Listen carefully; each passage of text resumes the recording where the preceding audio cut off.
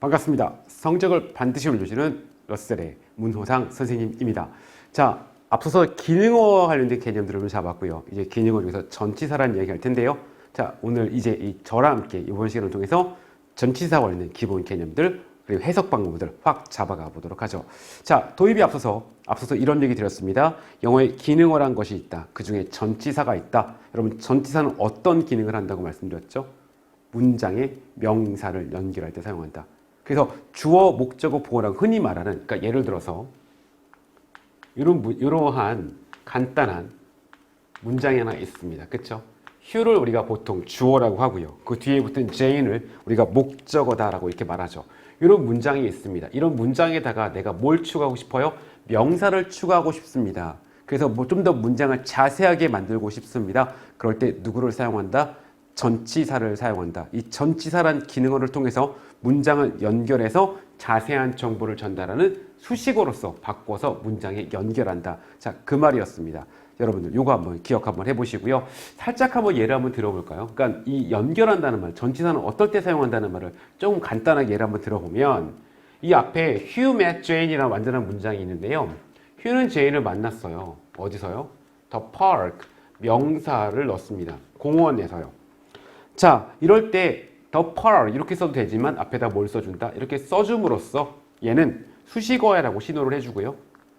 이렇게가 한 덩어리야 라고 글 읽는 사람에 대한 무엇을 주는 거예요? 바로 여러분들 배려를 해주는 거죠. at the park 전치사를 넣어줌으로써 얘는 수식어야 라고 말해주는 거죠. 그래서 휴는 제인을 만났어. 어디서 제인을 만났는데? 공원에서 말이지. 자, 이렇게 넣어주는 겁니다. 자, 앞에도 넣을 수 있을까요? 없을까요? 앞에도 넣을 수 있습니다. 언제 만났는데? 2019년. 자, 2019년이라는 명사에다가 얘를 넣었습니다. 추가된 요소죠. 자, 혹시 그냥 이렇게 쓰면요. 우리 앞서서 배운 것처럼 문장을 시작하는 명사는 주어가 될 수 있습니다. 얘를 주어로 체크할 수도 있단 말이에요. 명확해주기 위해서 전치사를 써주는 겁니다. 이렇게. in. 그럼 여기까지 한 덩어리가 되는 거죠. 이렇게요. 자, 또 명사 넣을 수 있을까요? 없을까요? 더 넣을 수 있습니다. 그러니까 전치사라는 애는요. 영어 문장의 기본 구조로 이루어진 완전한 문장에다가 명사를 추가해서 자세한 정보를 전달하고 싶을 때 사용한다라는 겁니다. 예를 들어서 여기다 한번 넣어볼까요?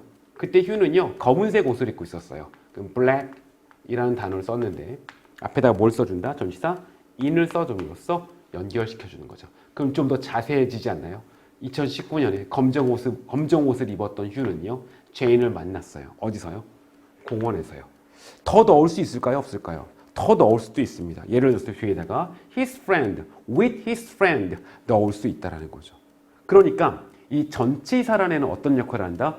문장에다가 명사를 추가해서 연결할 때 사용한다. 왜 연결해줘요? 얘는요, 자세한 정보를 전달해 주기 위해서. 이 자세한 정보를 전달한다? 이걸 이제 수식어다라고 이렇게 말했던 거죠. 됐습니까? 자, 우리 앞서서 공부했던 얘기들 잠깐 들었습니다. 전치사는 기본적으로 문장의 명사를 추가할 때 사용한다. 그리고 추가된 명사는 기본적으로 자세한 정보를 전달하는 수식어가 된다라는 이야기를 드렸습니다. 자, 그럼 이번 시간에 뭘 할 거냐면요. 전치사 관련해서 공부할 때 주의해야 될 점. 여러분, 우리가 알고 있는 전치사들은 기본적으로 전치사로만 사용되지 않고 부사로 사용됩니다. 우리 앞서서 말씀드렸죠. 영어의 특징. 영어는 하나의 단어가 다양한 의미로 사용된다. 어떻게 구별한다? 영어는 위치가 해석을 결정한다. 우리가 전치사로 알고 있는 단어도 마찬가지입니다. 그래서 여러분 첫 번째 포인트는요. 우리가 전치사라고 알고 있는 단어가 부사로 사용되는 경우가 있다라는 거 어떻게 구별해야 될지 그 얘기 드릴 거고요. 자, 두 번째는요. 여러분 전치사는 기본적으로 수식어로 활용된다라고 말씀드렸습니다. 그래서 자, 부사적 수식어, 즉 동사를 자세히 설명하는 부사적 수식어가 되기도 하고요. 명사를 자세히 설명하는 형용사적 수식어가 되기도 합니다. 자, 어떻게 구별할까요? 이 구별 방법 여러분 이번 강의를 통해서 배우시게 될 겁니다. 그리고 마지막입니다. 이걸 정말 많은 친구들이 질문을 했는데요. 전치사는 어떻게 해석하나요? 전치사 해석은 우리말에 이렇게 다양하게 선생님 해석이 되던데요. 이것들을 다 어떻게 외워서 적용하죠라는 이야기를 했습니다. 자, 이것에 대한 해결책 드리도록 하겠습니다. 자, 그러면 우리 문장을 통해서 한번 하나하나 이 질문들을 해결해 가보도록 하죠. 자, 첫 번째입니다. 영어에 우리가 전치사라고 알고 있는 단어들은 기본적으로 전치사 말고 부사가 되기도 한다. 자, 이게 첫 번째 포인트입니다. 살짝 한번 예를 들어볼까요? 그럼 지금 써드리는 것들은 1번 문장 위 또는 1번 문장 하단에다가 살짝 써주시면 되겠습니다. 예 한번 들어보죠. 우리 잘 알고 있는 것 중에서 in이라는 단어가 있습니다. 얘는 여러분들이 대부분 다 제가 조금 전에 예문 쓸 때 쓴 것처럼 전치사로 많이 알고 있습니다. 자, 그래서 in은 기본적으로 전치사로 사용이 됩니다. 그런데 문제는 말이죠. 얘가 전치사로 사용될 뿐만 아니라 무엇으로 사용되냐면 부사로도 사용이 됩니다. 자, 그래서 동사와 관련된 정보를 전달하는 무엇으로 사용되기도 한다? 부사로 활용되기도 합니다. 자, 부사는 누구랑 관련되어 있다고요? 동사와 관련되어 있는 정보입니다. 그러면요, 선생님, 얘를 어떻게 구별할까요? 여러분은 어떻게 구별할 수 있을까요? 영어는 위치가 해석을 결정한다. 자, 우리 전치사라는 애가 기능으로 사용될 때는요, 얘는 언제 사용한다? 누구를 연결할 때 사용한다? 명사를 연결할 때 사용한다라는 거죠. 자, 그럼 얘는요, 전치사로 활용된다면 뒤에 반드시 누가 와야 하냐면 명사가 반드시 와야 한다라는 게 포인트입니다. 얘는요, 단독으로 사용됩니다. 아직 잘 느낌이 안 오는데요, 선생님? 그럼 우리가 알고 있는 간단한 문장 하나 써볼까요? 자, 일로 오세요 라고 할 때 come in here. 자, 여기로 오세요. come in. 이거 한번 써볼까요? come in. 자, 안으로 오세요. come in. 자, 보세요. 요겁니다. 자, 여기 in 보이죠? 여기 in 보이시면요. 뒤에 명사 있어요? 없어요? 그냥 문장 끝났습니다. 그럼 얘는요. 안으로라는 의미를 갖는 부사입니다. 됐죠? 우리가 알고 있는 표현입니다. come in. 안으로. 됐죠? 이리 안으로 오세요. 이런 거죠. 자, 그래서 영어의 전치사라고 우리가 알고 있는 것들은 기본적으로 부사가 될 수도 있다. 어떻게 구별한다? 여러분들 뒤에 명사가 오는지 오지 않는지로 구별한다. 자, 그럼 볼까요? 1번과 2번이 있습니다. 여러분들. 다음 밑줄 친 단어 중 전치사에 해당하는 것을 고르시오. 자, 누가 전치사인가요? 1번인가요? 2번인가요? 2번입니다. 그렇죠. 자, 2번 같은 경우는요. between이라는 전치사가 있습니다. 뭐뭐 사이에라는 뜻으로 쓰이는 전치사죠. 얘 뒤에 누가 있죠? nature and nurture라는 말이 있습니다. 그쵸? 자, 그래서 여러분들 여기서부터 어디까지 자연적인 것과 양육도 선천적인 것과 후천적인 것 사이의 상호작용은 이렇게 해서 여기까지가 한 덩어리가 돼서요. 앞에 있는 명사를 설명하는 수식어가 된 겁니다. 그래서 이때의 between은요. 뒤에 명사가 결합되어 있으니까 전치사입니다. 그에 비해서요. 자, 위에 보실까요? somewhere in between. 자, 보세요. between 뒤에 명사가 없습니다. 선생님 저기 most people 있는데요. 얘는 acquire의 주어로 사용된 거죠. 주어는 절대로 전치사가 붙으면 안 됩니다. 그리고 이미 여러분께서 혹시라도 여러분이 혼동할까봐 필자는요. 커마를 찍어서 구별해주고 있습니다. 얘랑 연결하면 안 돼. 여러분 이 전치사 뒤에 명사가 온다면 절대 커마 찍지 않습니다. 얘는 한 덩어리, 의미 덩어리이기 때문에 커마를 찍어서 구별하지 않습니다. 커마는 기본적으로 이렇게 끊어주는 역할을 하거든요. 그래서 여기는 이렇게 끊어지고요. 얘는 부사로 쓰인 겁니다. 그래서 somewhere in between 그러면요. 사이, 어딘가쯤, 그 사이에 어딘가쯤에서 라고 해석이 되고요. 이 부분은 동사 행위인 acquire, 뭐뭐를 획득하다. 대부분의 사람들은 획득합니다라고 했을 때 획득하는 그 추상적 개념이긴 하지만 장소와 관련된 정보입니다. 얘는 그래서 얘를 설명해주고 있는 거죠. 그렇죠? 한 단어 부사가 된 겁니다. 그래서 여러분들 기본적으로 첫 번째 포인트 이렇게 간단히 마치겠습니다. 영어에 우리가 전치사라고 알고 있는 단어들은요. 뭐가 될 수도 있다? 부사가 될 수도 있다. 어떻게 구별한다? 기본적으로 뒤에 명사가 오는지 오지 않는지로 구별한다. 자, 첫 번째 포인트 이렇게 간단히 마치겠습니다. 자, 두 번째 포인트 갈게요. 자, 두 번째 포인트는 여러분들 또 메모 좀 부탁드리고요. 자, 두 번째 포인트는 뭐냐면 선생님 아까 전치사 붙으면 명사가 뭐로 바뀐다고 했죠? 수식어로 바뀐다고 했죠. 그런데 영어의 수식어는 두 개가 있잖아요. 뭐가 있나요? 동사를 설명하는 부사적 수식어가 있고요. 명사를 설명하는 형용사적 수식어가 있어요. 어떻게 구별할 수 있나요? 라는 이런 의문점이 들었죠. 자, 이제 또 그 의문점 한번 해결해 가보도록 할게요. 자, 이렇게 쓰겠습니다. 전명구라고 그냥 바로 쓰겠습니다. 전명구란 것은요. 전치사와 명사가 결합된 것들을 그냥 전명구라고 합니다. 전치사가 명사와 결합되면 이 뒤에 있는 명사는 뭐로 바뀐다고요? 첫 번째, 두 번째. 얘는 동사를 설명하는 부사적 수식어로 바뀌고요. 또는요. 명사를 설명하는 형용사적 수식어로 바뀝니다. 라고 말씀드렸습니다. 자, 이거 어떻게 구별하면 될까요? 그 구별 방법이 있기는 한 걸까요?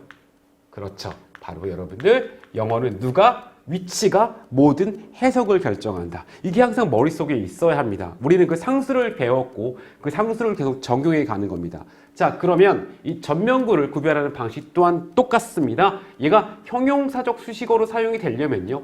얘는 반드시 앞에 누가 있어야 된다? 반드시 앞에 명사가 있어야 됩니다. 그래서 얘는요. 기본적으로 명사의 뒤에 옵니다. 얘는요. 명사가 앞에 없습니다. 자, 이렇게 구별을 하는 거죠. 자, 그럼 다 우리 두 번째 포인트 갈게요. 전치사 플러스 명사가 나왔을 때 걔는 기본적으로 수식어다라는 기본적인 개념을 가지고 있고 얘가 수식어인데 그럼 누구를 설명해 주는가라는 걸 구별할 때 어떻게 구별한다? 영어는 그렇죠. 위치가 모든 해석과 역할을 결정한다. 명사가 있으면 앞에 있는 명사를 설명하고 명사가 없다면 얘는 기본적으로 동사와 관련된 정보다. 이렇게 기억해 주시면 되겠습니다. 자, 그럼 가볼게요. 자, 1번입니다. For the reason. 자, 더 심화된 이유는 주어입니다. 자, 제가 이렇게 표시 한번 해볼까요? 심화된 이유는 동사는 is고요. 여기서 저희가 안 배운 부분이 나왔긴 했는데요. that 이하와 같습니다. 얘는 명사절 접속사라고 해서요. 이 전체 문장이 명사로 바뀌어서 보호로 사용된 그런 경우입니다. 우리 앞서서 배웠죠? 비동사 뒤에 명사가 오면 보호다. 그쵸? 이 that은요. 저희가 4강에서 배울 건데 명사절 접속사라고 합니다. 그래서 얘가 붙은 문장은 뭐가 된다? 한 단어 명사처럼 활용된 겁니다. 그래서 이 기본적인 뼈대는 그렇습니다. For the reason is that. 더 심화된 이유는 that 이하와 같습니다. 이렇게 되고 있는데 이 이유가 도대체 뭐에 대한 이유인지 궁금한 거예요. 그래서 자세히 풀어쓰고 싶습니다. 그래서 누굴 추가했냐면 명사를 추가했고요. 거기다 전치사를 붙여줍니다. 그럼 여기까지 이렇게 되고요. 한 덩어리는 여기가 되는 거죠. 그래서 이 소외에 대한 심화된 이유는 이렇게 되는 겁니다. 그래서 앞에 있는 명사를 설명해 주는 거죠. 됐나요? 자, 또 갈게요. 다시 또 도대체 근데 이 소외는 어디서 발생했는데 또 설명하고 싶습니다. 그래서 전치사를 넣었고요. 어디까지 한 덩어리? Modern Society까지 한 덩어리가 돼서요. 얘는 다시 앞에 있는 이 alienation을 꾸며주는 거죠. 그래서 이 앞부분은 이런 식으로 정보가 결합된 겁니다. 자, for the reason, 이유가 있습니다. 이러한 소외에 대한 이유가 있습니다. 이 소외는 어디서 발생했는데 현대사회에서의 소외 말이죠. 그것은요. is that 이하와 같습니다. 자, 조금 더 들어가 보도록 하죠. 자, that 뒤에는 문장이 나온다고 말씀드렸죠. 자, 저희가 아직 배우지 않은 친구도 있지만 저랑 배우지 않았다는 얘기지만 사실은 많이 알고 있으니까 바로 한번 가볼게요. 자, 뒤에 in 보이죠? 얘는 앞에 명사가 있어요? 없어요? 명사가 없습니다. 이 that은 앞서 말씀드린 것처럼 접속사라고 하는 겁니다. 자, 그럼 잘 모르겠다. 그럼 접속사다. 라고, 명사 아니다. 라고 이렇게 한번 따라가 볼게요. 그럼 얘는요, 기본적으로 앞에 명사가 없으니까 누구와 관련되어 있다? 동사와 관련된 부사적 수식어다. 자, 그냥 어려운 말로 동사와 관련된 걸 부사적 수식어라고 하고요. 제가 이렇게 M이라고 표시해 볼게요. 그의 개념 안에서 그럼 이 동사 행위가 발생한 추상적이긴 하지만 장소를 나타내고 있습니다. 그의 개념이라는 범주 안에서 됐죠? 자, 이렇게 가보고요. 도대체 무엇에 대한 개념인데? 좀 설명해 줄래? 그래서 전치사를 붙여준 겁니다. 현실이라는 현실에 대한 그의 개념 안에서 이렇게 되는 거죠. 됐나요? 갈게요. 현대 어른들은 덜 의존합니다. 됐죠? 아니 도대체 어디에 덜 의존하는데 좀 더 설명해 주지 그래? 그러니까 전치사 붙인 겁니다. 근데 앞에 명사 없죠? 그러니까 얘는요. 동사와 관련된 정보입니다. 덜 의존합니다. 아니 어디에? 그의 직접적인 경험에 덜 의존한다고요. 그래서 동사행위가 발생하는 역시 또 추상적이지만 장소적 개념이 되겠죠. 자, 좀 더 가볼게요. 그리고 less or more 더 많이 의존합니다. 자, 또 갈게요. 아니 어디에 또 의존하는데 그러니까 다시 또 추가적인 요소가 붙은 거죠. 앞에 명사 없으니까요. 역시 동사와 관련된 정보다. 그래서 덜 의존하는 장소, 더 많이 의존하는 장소 이렇게 가시면 되겠죠. 그런데 얘는 그냥 경험이라고만 썼어요. 아니 그럼 어떤 경험인지 설명 좀 해줄래? 그러니까 뒤에 누구 붙였냐면 전치사 붙은 겁니다. 그래서 어디까지요? 명사까지만. 자, 명사까지만이에요. 명사까지. 여기까지 딱 끊는 겁니다. 전치사는 무조건 뒤에 명사 하나 기본적인 것들을 먼저 기억하시는 겁니다. 그래서 앞에 있는 얘를 꾸며주는 거예요. 그의 문화에 대한 경험에 더 많이 의존한다라는 거죠. 그래서 현대 어른들은요. 직접적인 경험엔 덜 의존하고 문화에 대한 경험엔 더 많이 의존한다라는 거죠. 어디서요? 현실에 대한 감각이란 측면에서 말이죠. 이렇게 구별할 수 있는 겁니다. 됐죠? 자, 그래서 여러분 두 번째 포인트 이렇게 갈게요. 우리는 전면구가 나왔을 때 어떻게 구별한다? 앞에 명사가 있으면 앞에 있는 명사를 설명하고 앞에 명사가 없다면 기본적으로 동사를 설명한다라는 기본적인 해석법을 기억해 주시면 되겠습니다. 자, 그럼 좀 더 가볼까요? 자, 가볼게요. 2번입니다. In previous era. 그래서 과거 시대에 이렇게 되고 있습니다. 자, 그러면 여기서부터 어디까지요? 여기까지 한 덩어리가 되는 거죠. 과거 시대에. 자, such as는요. 역시 전치사처럼 사용돼서 예시를 들 때 사용하는 겁니다. 그래서 자, 뭐뭐와 같은 이렇게 보통 해석하죠. 그래서 묶을게요.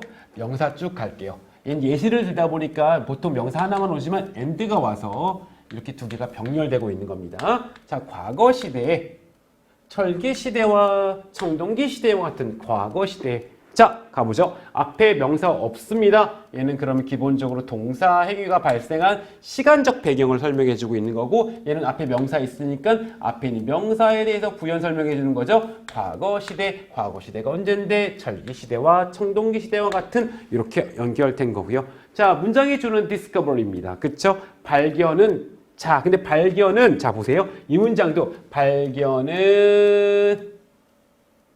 만들어냈다, 생산했다 이렇게 딱 끝났는데 아니 어떤 발견인데 조금 더 설명해 주지. 그러니까 그래 그럼 내가 이번에는 명사 갖다 설명해 볼게. 그러니까 전치사 붙여준 거고요. 자, 어떤 발명이냐면 새로운 요소들에 대한 발명은 됐죠. 이렇게 가시면 되겠습니다. 새로운 요소들에 대한 발명은 만들어냈어. 이렇게 되는 거죠. 자, 여기서 우리가 조심할 게 뭐냐면 얘입니다. 우리 친구들이 여기 이번 문장 되게 많이 실수했는데요.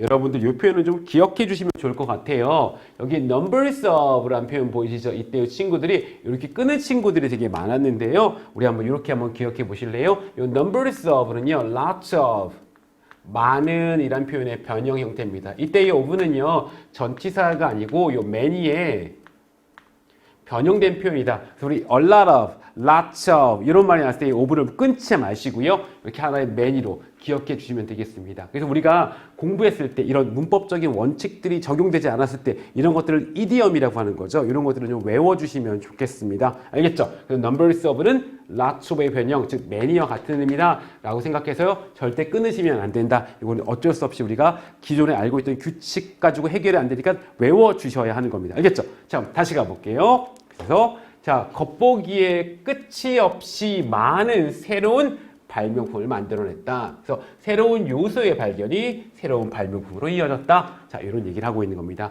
자, 우리 이번 문장에서는요, numbers of라는 표현 한번 기억해 주시면 되겠습니다. 자, 이렇게 해서 우리가 전치사를 어떻게 구별할 거라는 이야기까지 드렸고요. 네, 제가 자꾸 시계를 보는 게 배터리가 별로 없는 것 같아요. 네, 잘 준비해 주셨는데, 네, 우선 제가 최대한 전원을 연결해 쓰고 있는데, 우선 조금 더 빨리 가보도록 하겠습니다. 네, 갑자기 시계를 자꾸 보다 보니까 긴장이 돼서. 자, 하지만 중요한 건 여러분이 이해하는 거니까요. 자, 우선 또 갈게요. 자, 이제 세 번째 질문 한번 답변 드려볼게요. 아까 세 번째 질문이 뭐였냐면, 선생님, 좋아요. 네, 전치사 묶을 수도 있고요. 전치사 이제 이렇게 누구를 수식하는지도 선생님이 알려준 방법대로 어느 정도는 되는 것 같아요. 그런데 선생님, 해석은 어떻게 하죠? 자, 이제 해석 얘기해야죠. 해석 얘기 한번 가볼게요. 자, 이 전치사가요, 우리말로 되게 다양하게 해석이 됩니다. 그쵸? 그래서 친구들이 이런 질문 정말 많이 했거든요. 자, 여러분들은 전치사를 어떻게 해석하시나요? 그 많은 뜻을 다 외워야 할까요? 그럼 그 많은 뜻은 어떻게 적용되는지 그 각각의 적용되는 그 사례를 또 기억해야 될까요? 아닙니다. 여러분들 보세요. 이 어떻게 우리말과 영어가 1대1로 매칭이 됩니까? 안 됩니다. 저는 그렇게 생각을 하거든요. 그래서 여러분들 잘 보세요. 제가 이렇게 한번 해석해 볼 테니까 여러분들 이렇게 한번 해주시면 어떨까요? 얘가 지금 앞에 있는 누구 꾸며주냐면 앞에 명사 꾸며주는 거 맞죠? 보세요. 침입은 자연적인 공동체를 향한 침입은 말 돼요? 어때요? 말 되죠? 잘 보세요. 침입은 자연적 공동체에 대한 침입은 말 돼요? 어때요? 말 되죠? 또 해볼까요? 침입은 자연적인 공동체의 침입은 이것도 말 되죠. 제가 지금 요 오브를요, 뭐뭐를 향한, 뭐뭐에 대한, 뭐뭐에 다 이렇게 설명을 해봤거든요. 어때요? 다 되죠? 이렇게 또 해볼까요? 자연적인 공동체를 침입하는 것은. 이것도 말이 된단 말이에요. 자, 보세요. 좀 전 마지막 해석은 적절한 해석은 아니었다고 생각을 해요. 그런데 제가 이렇게까지 해석한 이유는 여러분께서요, 우리말 해석에 너무 집착하시면 안 돼요. 우리말과 1대1로 매칭이 안 되는 게 당연한 거 아닌가? 다른 나라 말인데? 그쵸? 아, 그 선생님, 거기 있는 것들은 다 뭐죠? 그 수많은 뜻들은 뭐죠? 사전에 있는 것들은? 그러니까 그런 뉘앙스로 해석하라는 거예요. 그런 뉘앙스로요. 그러니까 여러분들이 지금 우리가 공부를 할 때 그 뉘앙스를 다 구별하는 방법, 당연히 알면 좋은데, 문제는 우리가 그렇게까지 시간이 많지는 않다라는 거죠. 그쵸? 그럼 우선은 우리가 할 수 있는 것부터 시작을 하고, 다듬는 거는요, 지금 우리가 안 해도 된다니까요. 우리는 스피킹과 라이팅처럼 좀 더 정교한 것들 하는 건 아니거든요. 그러니까 이 정도까지만 하셔도 돼요. 그래서 여러분 제가 이렇게 말씀드릴게요. 우리말 뜻에 고정하지 말자. 그냥 수식관계 보고요. 적절하게 바꾸자. 내가 다시 해석해 볼게요. 침입은 자연 공동체를 향한 침입은 자연 공동체에 대한 침입은 다 말이 된단 말이에요. 그러니까 여러분들 우리말 해석에 틀을 고정하지 말자라는 게 여러분 제 답변입니다. 알겠죠? 대신에 이 수식관계만 제대로 파악하자. 좀 더 가볼게요. 자, 세 번째 답변이 바로 이거였습니다. 그러면 한번 더 적용도 해볼게요. 자연 공동체에 대한 침입은 현재 평가되고 있습니다. 자, 앞에 전치사 없죠? 자, 뭐로써? 하나로서 평가되고 있습니다. 또는 하나라고 평가되고 있습니다. 다 말 된다니까요. 하나처럼 좀 이상하다. 그냥 이렇게 이상하네. 그럼 안 하면 되는 거예요. 하나로서 하나라고. 알겠죠? 이런 식으로 바꾸면 되는 겁니다. 절대 하나의 뜻으로 고정하지 말자. 알겠죠? 자, 뭐 중에 하나인데 전치사죠. 어디까지요? 쭉 갈게요. 명사 나올 때까지라고 했죠? 형용사고요. 형용사입니다. 여기까지 한다고 합니다. 명사 나올 때까지. 그래서 자, 이럴 때 여러분 여기 꼭 해석이 안 되더라도 요거만 가져가도 대충 의미는 잡을 수 있습니다. 문제들 중에 하나로서 해석 평가되고 있습니다. 이래도 괜찮죠? 그러니까 우리의 구조 힘을 보시면요. 한두 단어 몰라도 괜찮습니다. 혹시 내가 이 단어를 모른다 칩시다. 아는 것만 가져볼까요? 중요한 환경 문제 중에 하나로. 이래도 되는 거죠. 그래서 구조의 힘은 단어를 커버할 수도 있습니다. 알겠죠? 자, 이렇게 말씀드리도록 하겠습니다. 자, 그 다음에 자, 네 번째 갈게요. 자, following이라는 표현 한번 기억해 볼까요? 얘는 뭐 분사형 전치사다라고 여러분들이 배우시기도 하는데 우리가 그것까지 갈 필요 없고요. 얘는 그냥 전치사 after 정도의 의미다 라고 이렇게 보셔도 괜찮습니다. 시간에 관한 정보죠. 갈게요. 2차 세계대전 후에 앞에 명사 없죠? 그럼 동사행위가 발생한 시간을 나타낸다. 2차 세계대전 후에 학계의 담론은 학계의 담론은 이렇게 되어 있고요. 가볼게요. 동사를 먼저 표시 한번 해볼게요. 표현하고 있습니다 라고 했단 말이에요. 그런데 아니 도대체 뭐에 대한 담론이 궁금하잖아. 그러니까 전치사 on을 넣어줘서요. 상세히 풀어쓰고 있습니다. 자, 뭐에 대한 담론이냐면 노화에 대한 담론 말이야. 또는요, 노화를 향한 담론 말이야. 또는 노화의 담론 말이야. 다 말이 됩니다. 그러니까 여러분들 꼭 우리말에 너무 집착하지 마시라고 말씀드릴게요. 자, 다시 가겠습니다. 노화에 대한 담론은 전형적으로 표현하고 있습니다. 이것들을 뭐뭐로써 바로 원인으로서 표현하고 있습니다. 자, 여기서 조금 또 부연 하나 또 드리도록 하겠습니다. 여러분 저랑 이 대명사를 배운 친구들은 알 텐데 혹시 안 배운 친구도 있겠지만 우선은 여러분께서 이렇게 표시해 주시겠습니까? 이 전치사는요, 명사를 설명하지만 여러분들 보통의 대명사는요, 수식을 받을 수가 없습니다. 그래서요, 이 앞에 있는 얘는요, 얘를 수식하는 것이 아니라 수식받을 수 없는 명사가 나와 있으니까요, 얘는 기본적으로 동사를 설명하는 부사적 수식어입니다. 그래서요, 잘 보세요. 학계의 담론들은, 노화에 대한 담론들은 이것들을 표현하고 있습니다. 아니, 이것들을 뭐라고 표현하는데? 자, 원인이라고 표현합니다. 원인으로서 표현합니다. 원인으로 표현합니다. 다 말이 된다고요. 알겠죠, 여러분들? 우리말에 집착하지 말자. 갈게요. 자, 원인으로 표현합니다. 어떤 원인인데? 바로 노쇠의 원인으로, 노쇠에 대한 원인으로 다 말이 됩니다. 대신 앞에 명사 있으니까 얘를 설명해 준다. 요 수식 관계를 확인하고 가시면 되겠습니다. 알겠죠? 네, 자, 조금 더 가도 될 것 같다는 생각이 듭니다. 자, 가볼게요. 제가 딱 7번만 딱 보겠습니다. 네, 여러분 양해를 좀 부탁드리고요. 7번만 가볼게요. 전치사 in으로 시작합니다. 앞에 명사 없죠? 부사적 수식어. 바로 동사이가 발생한 시간을 나타냅니다. 여기서부터요. 여기까지 가겠습니다. 선생님 여기 to 있는데요? 아, 맞습니다. 자, 보세요. 그런데 이게 숫자 12번째, 13번째 숫자 사이에 들어가는 to는요. 여러분 우리말에 이 정도의 의미가 됩니다. 12에서 12번째에서 13번째의 세기, 12에서 13세기 동안에 이렇게 해석이 됩니다. 그래서 여러분 제가 여기 끊지 않았으니까요. 이건 한번 기억해 보시면 좋을 것 같습니다. 알겠죠? 갈게요. 12에서 13세기에 there appear 인 부사고요. 등장했습니다. 뭐가요? 첫 번째 매뉴얼이 등장했습니다. 이렇게 되는 거죠. 자, 어떤 매뉴얼이냐면 전치사 about 보이죠? 어디까지 한덩어리? table manner까지 한덩어리입니다. 그래서 table manner에 대한 매뉴얼이 등장했습니다. 꾸며주는 거죠. 아니, 이 테이블 매너는 누구한테 필요한 건데? 다시 전치사 와서요. 테이블 매너를 꾸며줍니다. 자, 누구에 대한 테이블 매너인데? 후손들에 대한 테이블 매너 말이야. 이렇게 되고 있고요. 자, 누구의 후손인지 또 궁금한 거죠? 다시 또 부연 갑니다. 그래서 여기서부터 어디까지? aristocrat, 귀족들의 후손 말이야. 이렇게 됩니다. 됐죠? 자, 여기까지 이렇게 보도록 하겠습니다. 자, 여러분 제가 이 마지막에 시간에 좀 압박감을 느끼면서 혹시 실수한 부분은 없는지 약간 고민되긴 하지만 우선 여기까지 볼게요. 자, 정리하고 마치겠습니다. 자, 전치사는 기본적으로 명사를 연결할 때 사용한다. 알겠죠? 자, 그래서 명사를 수식어로 바꿔준다. 오늘 세 가지 질문에 대한 답변을 드렸습니다. 첫 번째, 전치사가 부사로 사용될 수도 있습니다라는 이야기. 여기 드렸고요. 구별 방법은요. 뒤에 명사가 오는지 안 오는지. 자, 두 번째입니다. 전치사는요. 명사를 설명하기도 하고 동사를 설명하기도 합니다. 즉, 부사적 수식어로 사용되기도 하고 형용사적 수식어로 사용되기도 합니다. 어떻게 구별하나요?